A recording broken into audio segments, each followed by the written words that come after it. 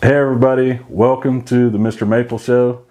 Today we've got a really cool video to share with you guys. Lately we've been doing some presentations from the Maple Society meeting that we went and attended.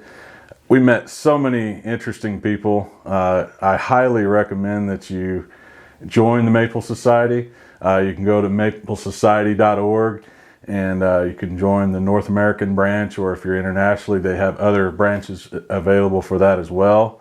And I know, Sean, you've been working on the podcast version of this, and so Douglas Justice is the gentleman that allowed us to record his presentation, and we also did a podcast with. And what an interesting guy, right? Super interesting. The best way I can describe is you have in anthropology, you had Indiana Jones. Right. This is the Indiana Jones of botany. Yeah, man. He is like the adventures that he goes on. Right.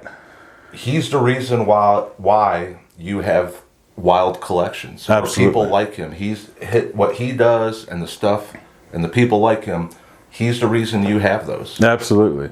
Yeah, he goes on some amazing adventures, and all kind of in the name of conserving a lot of these and preserving a lot of these areas, studying plants and the flora in these different places. And this particular presentation was, he went to Vietnam, northern Vietnam, and so he kind of talks about his adventures there and all the amazing plants that you see there. So many different species of maples and just all kinds of other plants. It's really interesting to hear his stories. And it is. We got a chance to visit with him quite a bit at the Maple Society and had so many interesting conversations. That's one of the reasons why I highly recommend, again, joining the Maple Society, because you meet some of the coolest people out there.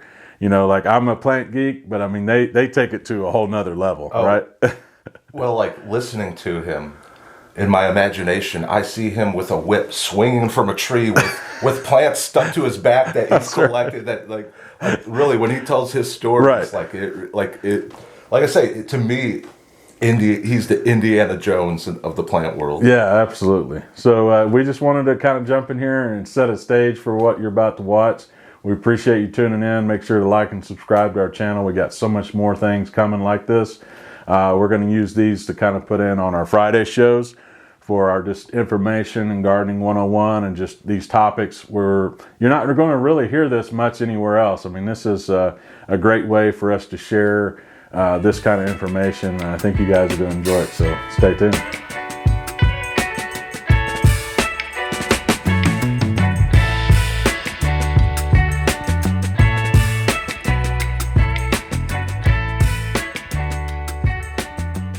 So I have a presentation on Vietnam. I've been to Vietnam 3 times, and I took pictures every time I was there, which is not surprising. But the reason that worked, yeah. Okay, so the reason that I've been to Vietnam 3 times, because the university that I work at, or the botanical garden that I work at, has been involved in conservation work in Vietnam for the past 25 years. And so what we do when we go to Vietnam is we basically work with Vietnamese collaborators to figure out what the flora contains. And so they appreciate,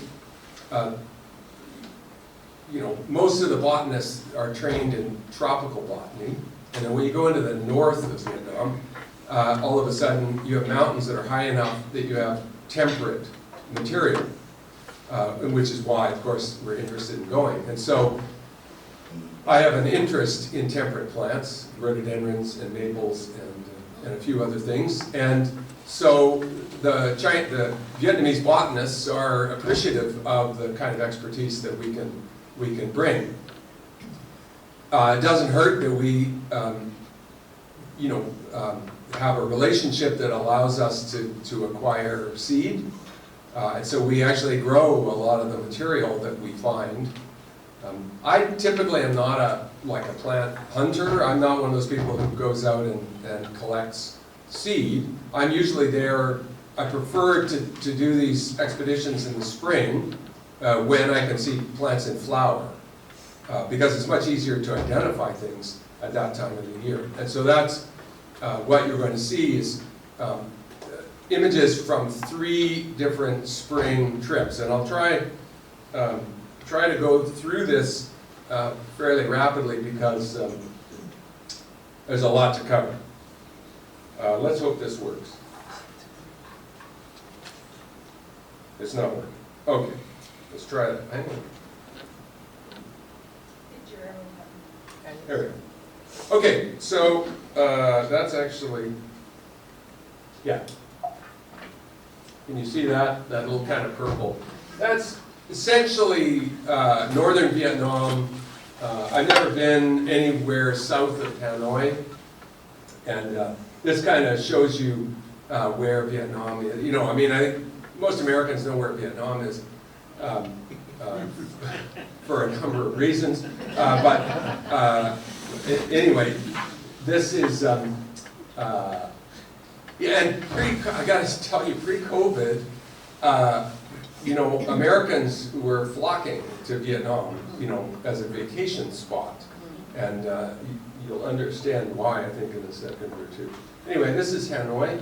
Hanoi is a big city, and it's if you've ever been to the tropics, and cities in the tropics, it could be clear and sunny, but that's what it looks like because there's so much humidity in the air and pollution that's what it looks like. And so this is just a shot of Hanoi. I've got a couple of shots of Hanoi. This is a typical street scene. It's just so, culture shock. It's so amazing. Like, you see these people on motorcycles and they're carrying, entire office suites on their backs, or you see 5 people on a motorcycle or whatever. And there's a real, again, if you've never been to the tropics, there's a way to cross the street without getting killed. And you very quickly learn that. Some very strange things. Anyway, and then there are plants. And so in Hanoi, you see plants like this. This is a jatropha. And so you know that it's actually, you never get frost in Hanoi. It's actually a pretty warm place, particularly in the summer. It's warm. Very nice. There's a lot of colonial architecture in Hanoi. It was the French were there for many years, and here's the Hanoi Opera House, and here's the National Museum, which is well, in some ways it's kind of hard to take. If you have a particular point of view, that point of view may be at odds with the point of view that's promulgated there. Here's, for example, here's a woodcut of Ho Chi Minh, the father of the Communist Revolution, and people think, oh yeah, Ho Chi Minh or whatever, but he was a formidable foe during what they called the American War, and what Americans call the Vietnam War. And here, this is just street seller. Mrs. Nguyen, I just decided to stick her in there. This is probably not her name, but anyway, she's the champion of street capitalism. I saw more capitalistic behavior in Vietnam than I've seen anywhere in the world, and I've been to many places in the world. That, let me tell you, that if this is communism, I'm not really aware of what's happening. Anyway, so on to travel. So we've been to a couple of different places in Vietnam to collect, and the circle on the right-hand side is a limestone area, and the circle on the left-hand side is a kind of more granitic acid soil kind of place. And so the flora is different in each of those places. So first area that I'm going to show you is that limestone area. And karst limestone is a very, very odd geologic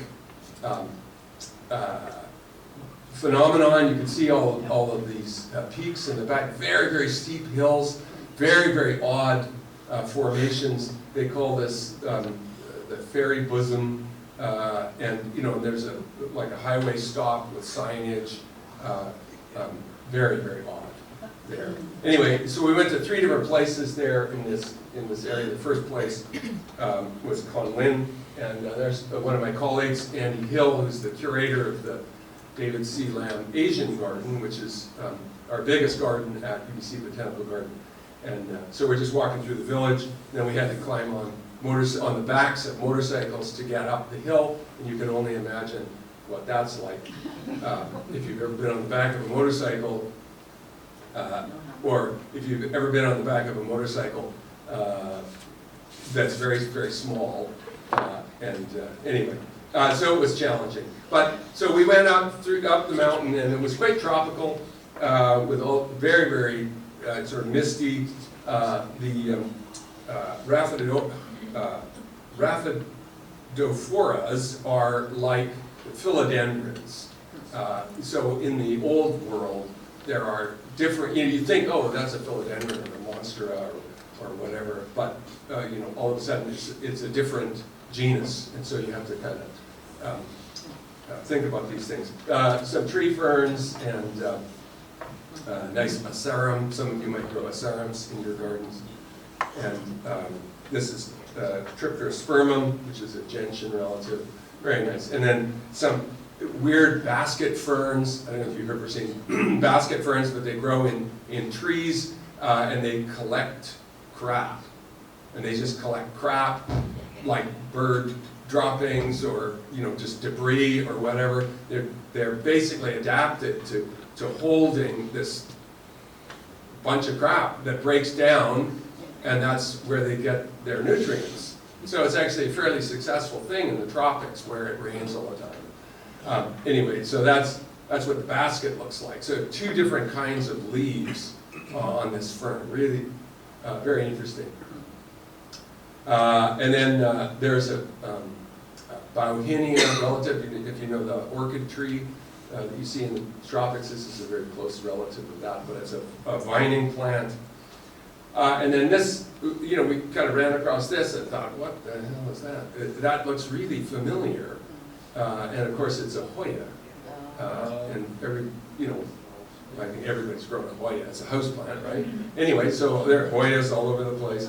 And magnolias, and even this, which is actually a fairly common ground cover in temperate gardens. This is a saxifrage.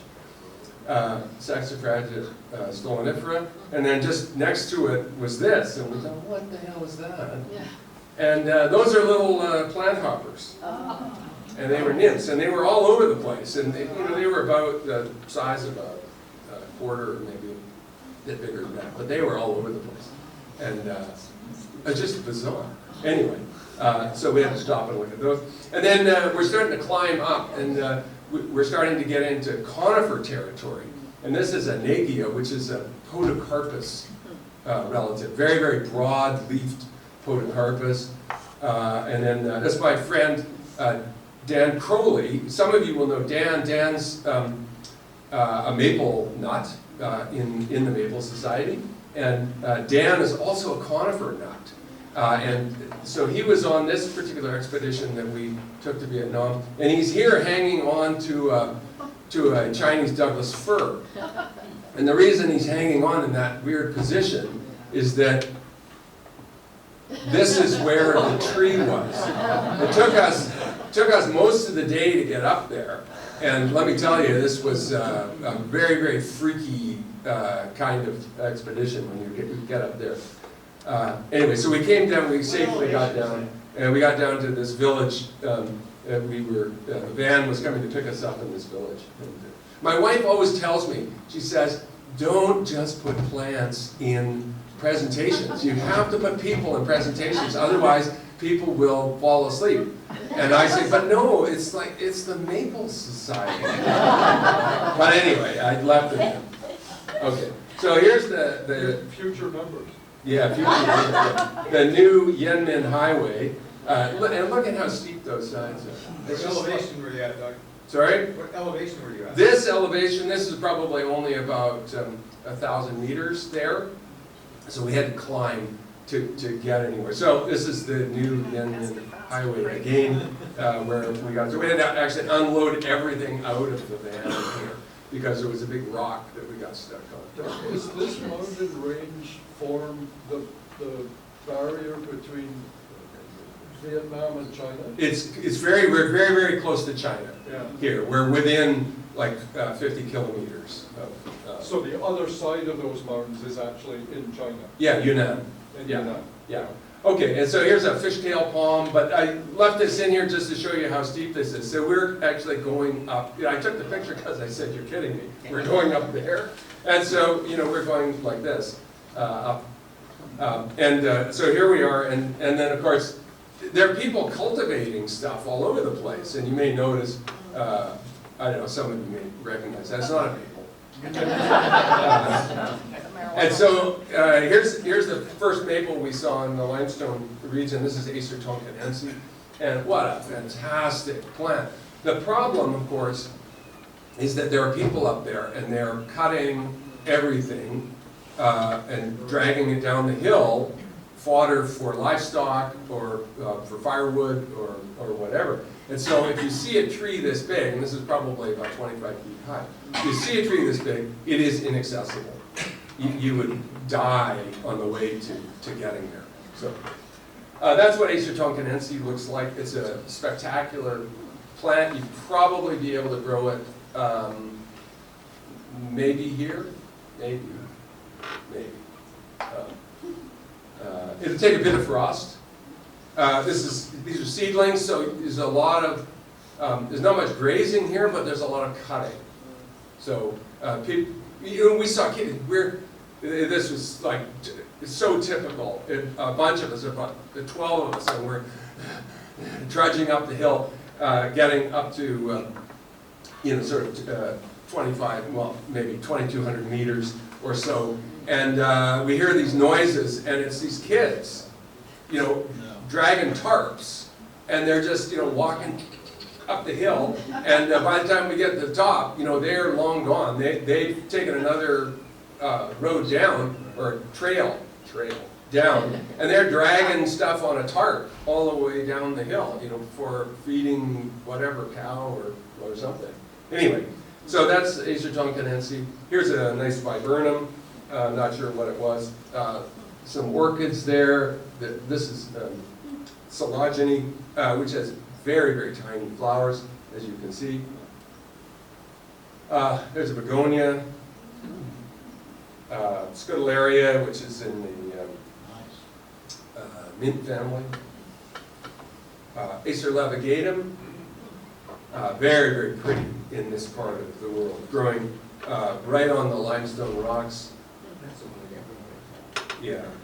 Okay, so that's enough of that. We're going to go now to the acid soils, and we went to basically we've been to 4 different places in this area. And this is what they call the Honglian Mountains. So these are granite mountains, and the Honglian Mountains is a really, really big, region, and includes a national park where there's supposed to be no cutting and that kind of stuff. So the first place you always go to, you drive to Sapa, which is the kind of, it was a French colonial outpost, right? So, it's hot in Vietnam, right? So the French figured, okay, well, they'll build in an area that stays cooler, and this is at about maybe 2,000 meters. And so it's not, cool. I mean, the snow's here, but not much. But the architecture is just really cool, and you can see, this is capitalism in action. Check that out. I mean, it's just like incredible. But it's all still very, very rural. So lots of water buffalo and street markets like this, that sugar cane, and so they're bringing, this is a kind of a regional center of Sapa. And that's the water buffalo. And there's the chicken stand. very fresh, just right next to the hotel. And of course, this is the way you ship the chickens when you're going on a hike. And the chickens are not coming back. This is Mount Fan. I'm sorry if there are any vegetarians in the audience.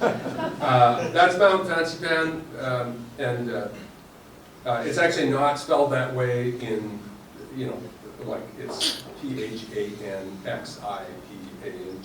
but when you see that, like in a specific epithet, Fansipanensis, they spell it the first way. And so you can see that it's at 3,143 meters, which is over 10,000 feet. And that means anything from up there, you can grow here, which is like pretty amazing. And you'll also notice that Fansipan is basically just the highest one of a fairly large area. So there's a lot of territory up there for collecting. Here we're right at the peak, looking down. You get there now with a cable car. Otherwise, it's 12 hours to the peak, which is like, who would do 12 hours of hiking except maybe the people who don't like heights? Because this is unbelievable. It is the greatest elevation change for a non-stop 3-cable tram. And that means that's like a what is it? Anyway, I can't remember what there it is, 1,410 meter elevation gain. I mean, that's unbelievable. That goes from Sampa, you just basically drive to the place, you get on the thing, and whoop, you're up to the top of the mountain. Sampa is what? Sorry? And Sampa is what? 1,000 meters? Sampa is 2,000. 2,000. Yeah, so you're going like this. Okay, you go to And built for tourism, is that the purpose? Yeah. So evidently, Ho Chi Minh, remember Ho Chi Minh? Ho Chi Minh visited this area. Okay, that was enough for people now, Vietnamese, to flock here, because Ho Chi Minh came here. Okay, he didn't actually come here. He came somewhere in the area, but anyway, that's enough. And so this is a huge tourist draw. I mean, it is huge. Anyway, here we are, looking, and that's the view down. This is not a drone shot. This is actually, I took this picture from a rocking gondola. That's pretty amazing. And there we are, that's at the top. This is the first year we were there, and they were just building there's a temple up there, there's a big visitor center and everything. So you can see this is all plastic. It's all glass now. It's unbelievable. It's like, this is all marble. Unbelievable, like how they got all this stuff up there, but they got it all up there. And then, you have to sort of wait your turn to get up to the top. What is the period? It's open only in the summertime? No. It's open all the time. All the time. Oh, even the winter? Yeah. So anyway, this is, we didn't go up there for the view. We went up there to look at plants. And so here's a little gentianella, gentian relative. And this is a trita, which is just nereid, like an African violet relative. What else have we got there? Oh, rhododendrons. Lots of rhododendrons. Lots of bamboos. This is really typical. When you see bamboo, you don't see a little bit of bamboo. You see like a whole hillside of bamboo, and pretty amazing. So this is like a whole plateau of bamboo, and I don't know. I'm not sure, and this may not work, but I. Yeah, you can see that, but I haven't got sound going, but the sound is of, well, you can hear a bit of it, but the wind is blowing across there, and you have all these like hollow bamboo tubes, and so it's like eerie, flute-like, weird sound. You think, oh, they're birds. No, that's not birds. That sounds more musical. And then the knocking together of the bamboo culms at the same time. It is a very, very interesting experience. Okay, what have we got here? This is a urea species, lots of ureas. There's another one. I don't know, Urea japonica was once promoted by the U.S. National Arboretum. They gave it a name. The problem with urea is that those flowers smell horrible. They just, like really horrible. And so U.S. National Arboretum, I think, promoted it for a couple of years, and then everybody went, what are you doing? And so they stopped it. It's a very, very attractive plant. It flowers sort of midwinter. This one, I don't know. We couldn't tell if it had a bad smell because it was about a 40-mile-an-hour wind. So it's very hard to smell under those conditions. But there were all kinds of other things, like here's Rhododendron valentinianum, very, very pretty yellow. There it is. And Do you hike down from the top? yeah. Hike down, that's the. And then you can see there up on the ridge line, that's Suga de Mosa, which is the end. And here, the Chinese hemlock. There's a Elysium, grow Elysiums here. These, that's a pink Elysium, there were white Elysiums. Here's some blueberry relatives, vacciniums, and magnolias all over the place, and more rhododendrons. And so trail food, this is an Aurelia of some kind, and our porters cut these on the trail, and we got to eat them later. And they're basically harvesting ferns, and we're eating those. But what's fascinating about these guys is it's like, I guess there were 8 of us, Westerners, or no, 5 Westerners, 3 Vietnamese colleagues, and then like 10 porters. And the 10 porters are carrying essentially everything. I had a pack that had my raincoat in it. Like, that was about it. And we're all wearing hiking boots, and because it's tough. It's really tough. And they're all wearing rubber boots or flip-flops. And they're walking up. And these guys are amazing. Not only that, but they are fantastic cooks. So, everything tastes better when you're in the bush, right? But I'm telling you, this stuff was fantastic. Here they're making spring rolls, deep-fried spring rolls. Fresh, very nice. Yeah. Anyway, I could go on about the food. Lots of primulas, very interesting primulas. There's a hydrangea. This is nearly impossible to grow, we've decided. We've tried it many times. Hydrangea Indochinensis. Talon's looking at me like maybe he grew it. But wow, what a fantastic looking thing. There's Andy again with the Rhododendron Fancypanensis. People laugh when we talk about that name. Anyway, and then, okay, so here's a maple. Now, the first year we went to Vietnam, or the first year I went to Vietnam, we were told by Western botanists that this was Acer heptaflebium. And we said, oh, okay. And so every time I took a picture, I labeled it Acer heptaflebium, and I think we got some seed. And so plants in people's gardens were Acer heptaflebium. Unfortunately, this isn't Acer heptaflebium.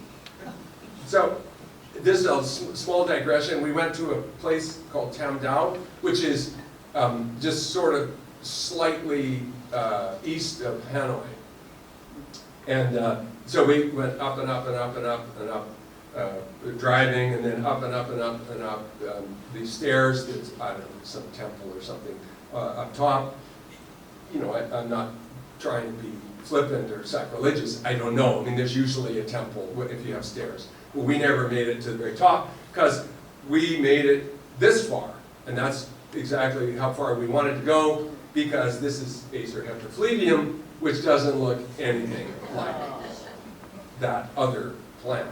And so, clearly, this is a different maple, and another fantastic maple. But this we're calling Acer campbellii or affinity, because that's as close as we can get until somebody publishes the name. And so Dan Crowley will probably publish this name. Unfortunately, Fancy Panensis has already been taken, but anyway, so this is a really spectacular maple, and I'll show you a few more pictures of that. Now, we went back to Fancy Pan in 2018, and on our way up in the gondola, we started to see snow, and we thought, oh my God, there's snow on Fancy Pan. This is going to be really interesting. The higher we got, the more we realized that it wasn't snow. It was ice. And this was an ice storm. And the ice coated everything. And you remember that marble? Yeah, well, let me tell you, there was about I don't know, it was probably a 60-mile-an-hour wind. And anybody who got out on that marble, it was just a sheet of ice, and you were just being blown across.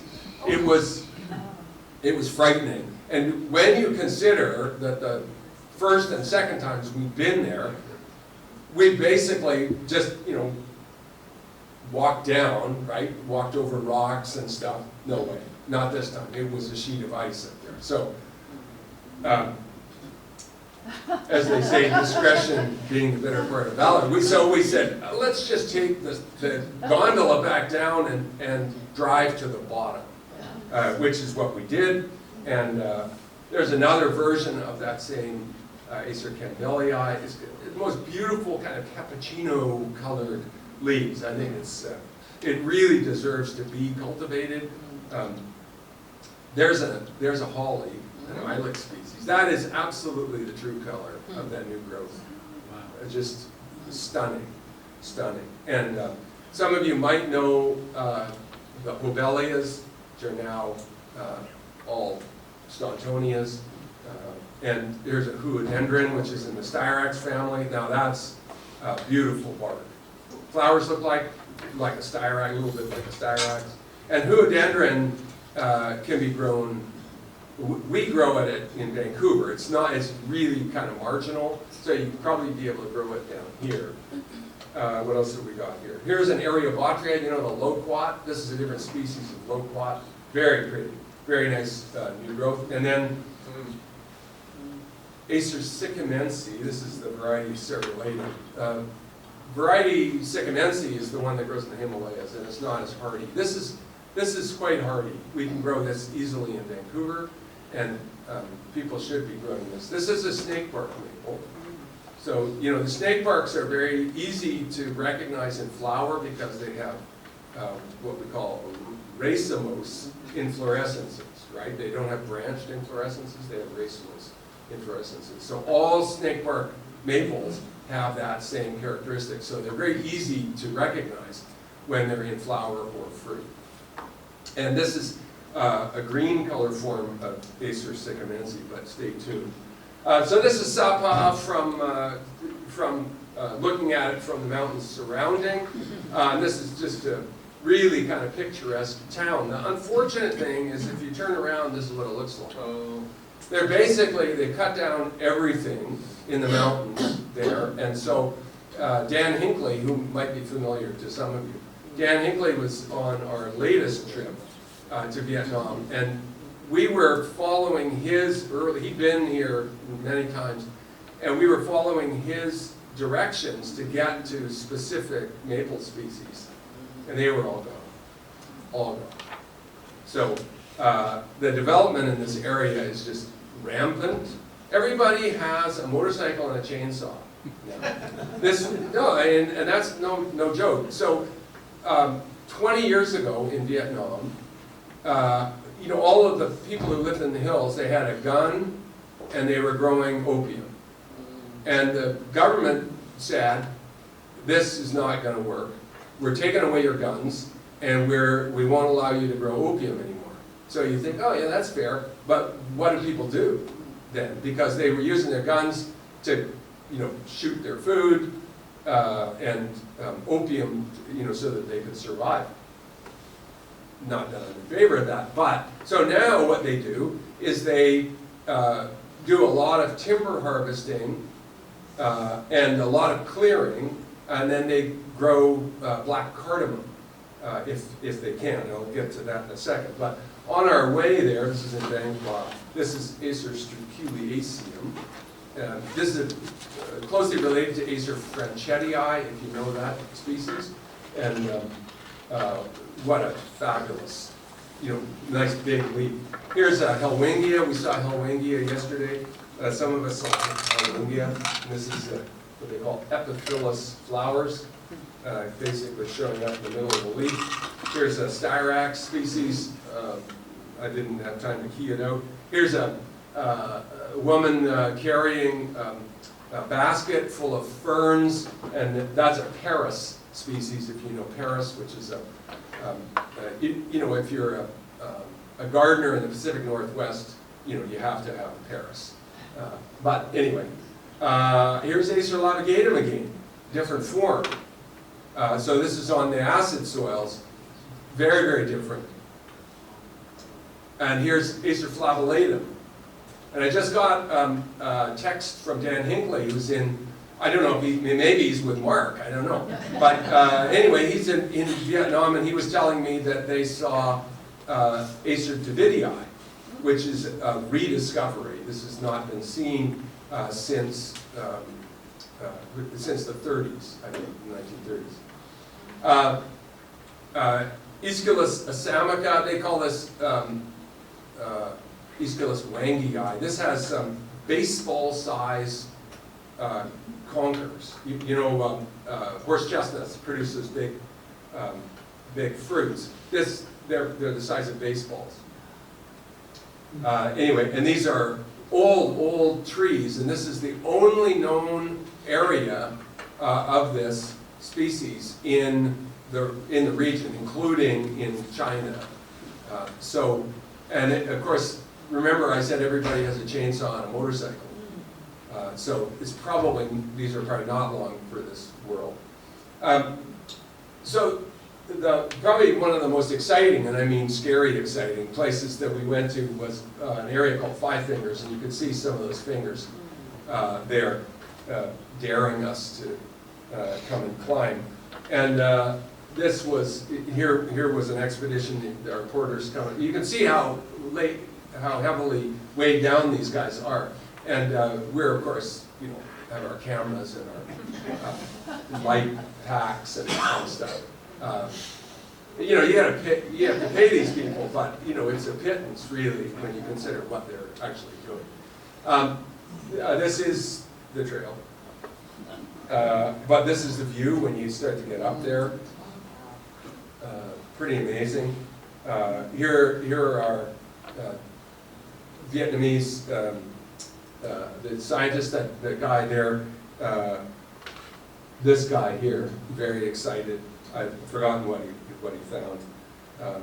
There he is, and a very, very skilled botanist. His specialty is the Araceae. That is the philodendron family, and so he was pretty excited about this, which is an Aracema, a new species of Aracema, the name of which I will not attempt.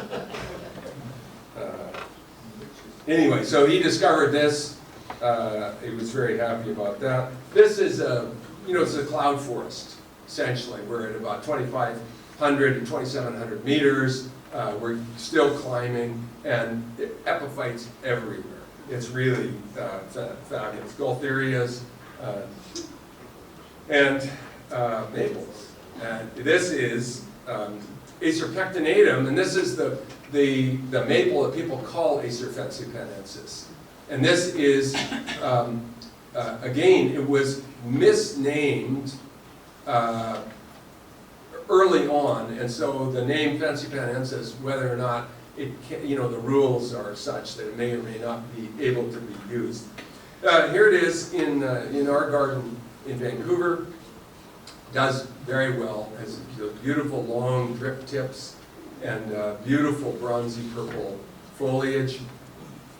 It's going to be good. This is what it was like. It was like being in the Lost World or whatever.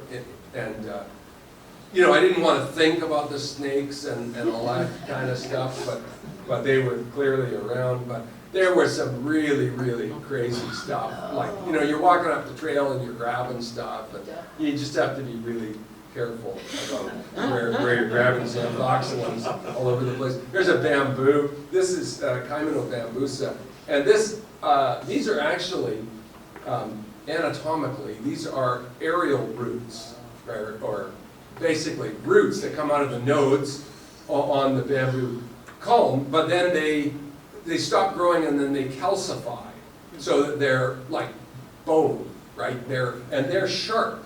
And so what they do is that allows the bamboo to kind of hold itself up. It leans against stuff and holds itself up. But the other thing it does is it shreds your head. I was told you need to wear gloves. Like, this is hot here, right? And like, I'm wearing gardening gloves. People said, you need to wear gardening gloves.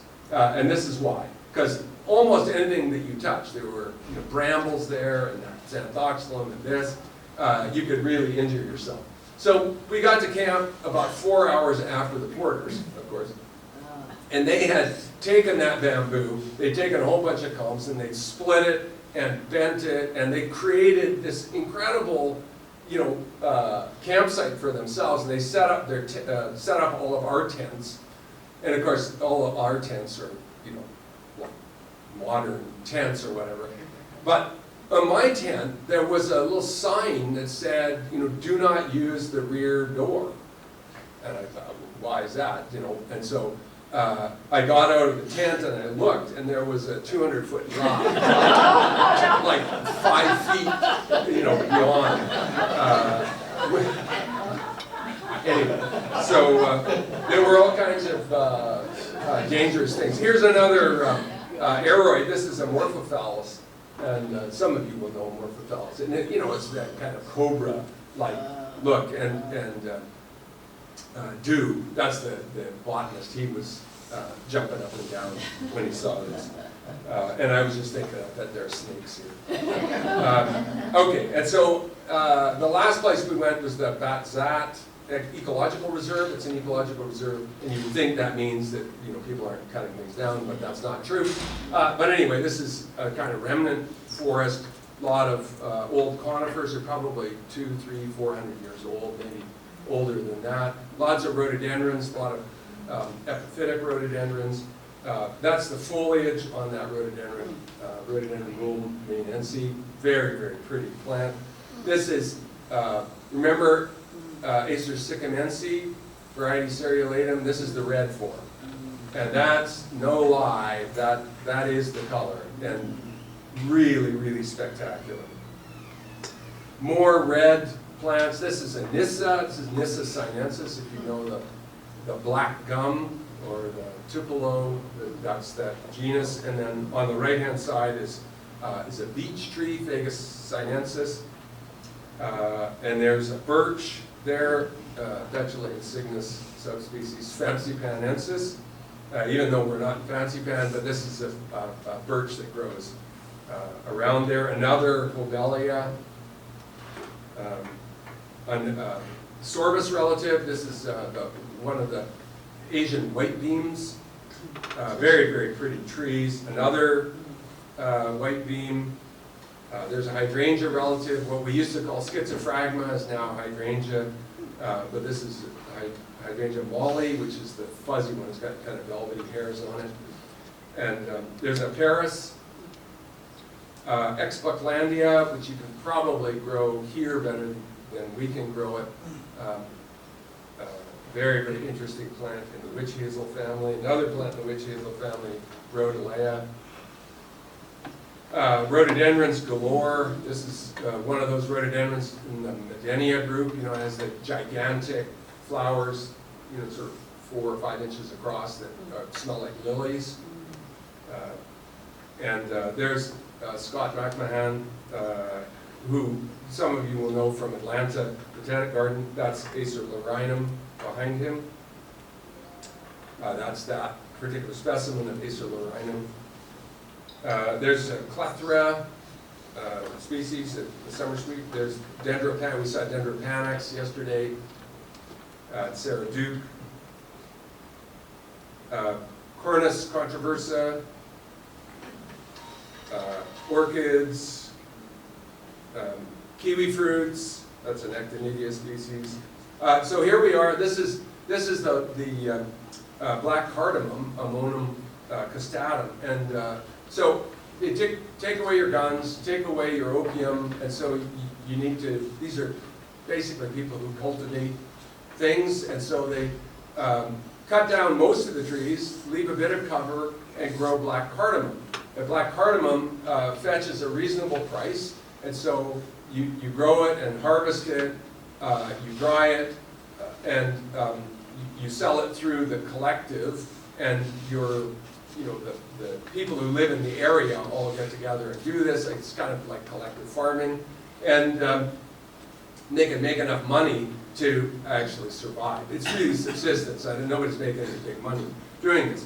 But of course what this does is it destroys the herbaceous layer and prevents the growth of seedlings of anything. And so this is a huge dilemma for people in the conservation community. You want people to be able to make a living, but it's completely destroying the ecology of these areas. And the only places that we see, good growth on bigger plants is in those places that are completely inaccessible. And there are a few of those, but not enough. The cardamom, is that continuous cropping, or is that? It's seasonal. It is seasonal. It's seasonal. So So two you crops a year? no one a year. One crop a year. One crop. So here's one of our Vietnamese botanists with rhododendron leptocladon. This was a particularly foggy day. There's Dan Hinckley brushing his teeth or something. There's Acer sycamense, again, a nice green form with green samaras, not with red samaras. Cleone, these little ground orchids, beautiful. Polygala, rhododendron, this is another styrax relative. More rhododendrons. On my last trip to Vietnam, we were climbing, we were almost at the top of the Bat Sat Reserve on the mountain.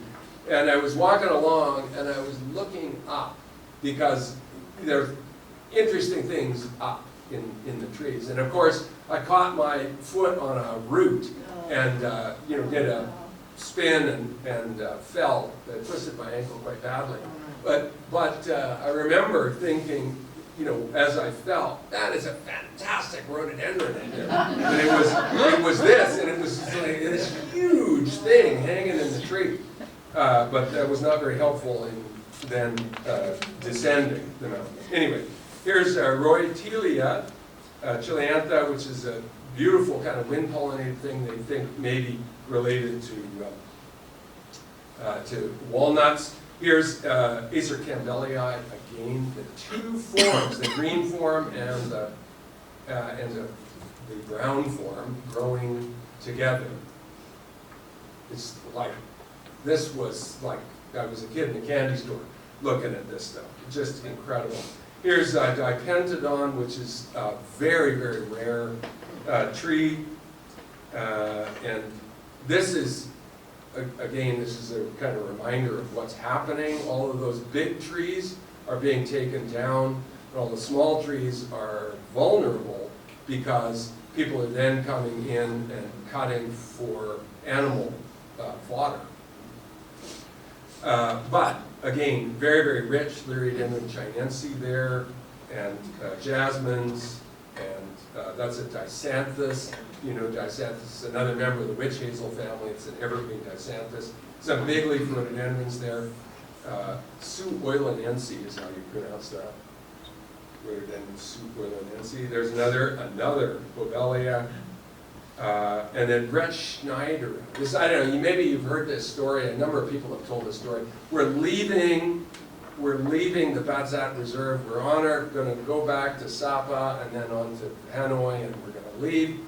And somebody screams from the back of the van, "Stop the car!" And we all went, thinking there was a tiger or monkeys or something. And I think it was Scott McMahon, actually, who said, "There's something pink back there." And so we backed the van up and we pulled over, and we pulled up across the stream to look at this. And this is about maybe 75 feet tall. This is a big tree, and it has these unbelievable pink flowers. And so I'm looking on the ground at the spent flowers, and for whatever reason, I actually recognized it from a picture in the Red Book of China, which is an old publication.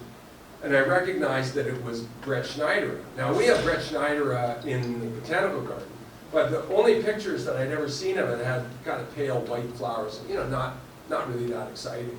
This, on the other hand, was like, wow. And that's a telephoto shot. So those inflorescences are about like this. It's like a foxglove flower, if you know what that looks like. And so, unbelievable. And in all of the time that we were in Vietnam, on the 3 occasions, we only saw Brett Schneidera once.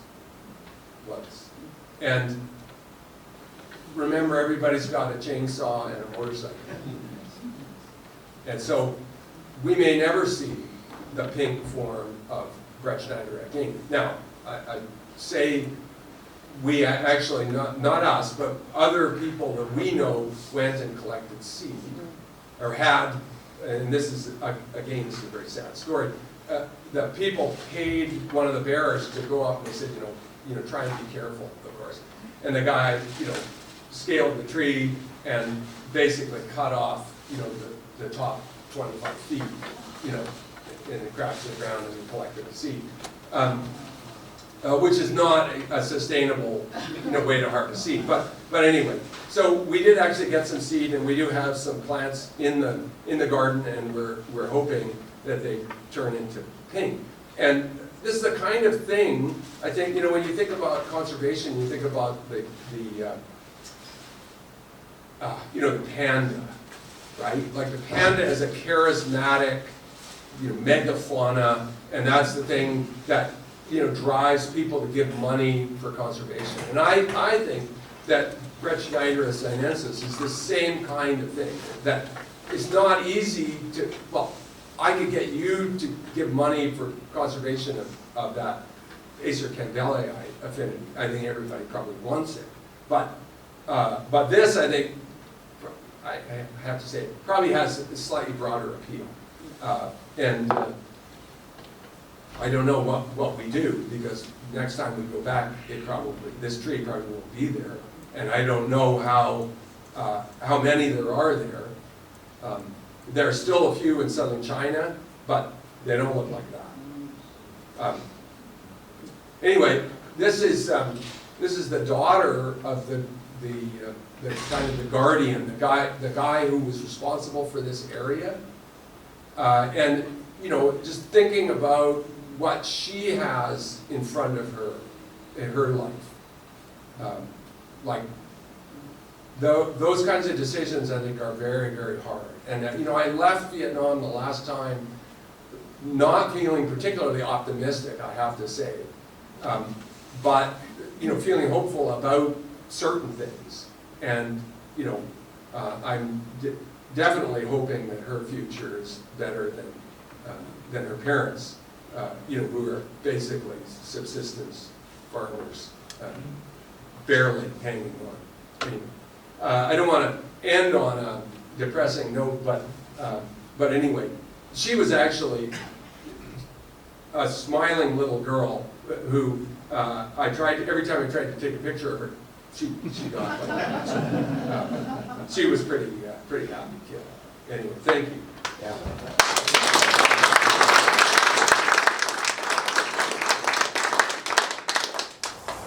Hey guys, I wanted to get on camera here with my good friend and amazing plantsman with a ton of knowledge. You were a speaker, you're a board member, and just make a plug for you guys to join the Maple Society. And thank you, Matt. We're glad to do that. And If you're a plant geek or a maple lover, the Maple Society is the place to be. And we'd like to welcome you to the Maple Society, and we encourage you to join. We get to meet cool people. Yeah.